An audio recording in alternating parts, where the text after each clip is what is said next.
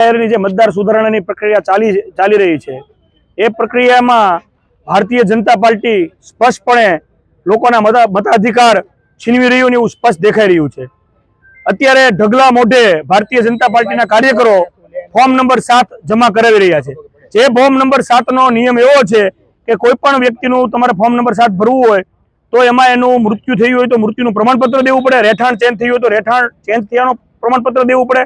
પણ આડેધડ રીતે જે ફોર્મ નંબર 7 જમા કરાવી રહ્યા છે અને લોકોનો મતાધિકાર, ચોક્કસ સમાજ અને ચોક્કસ જ્ઞાતિનો મતાધિકાર છીનવી રહ્યા છે, એ કોંગ્રેસ પક્ષ મુખ્ય વિપક્ષમાં હોય ત્યારે એ કોઈ દિવસ ચાલવા દેવામાં આવશે નહીં। પણ બીએલઓ ને ફોર્મ નંબર 7 જમા કરાવેલ છે એની ત્વરિતપણે અમને યાદી આપે।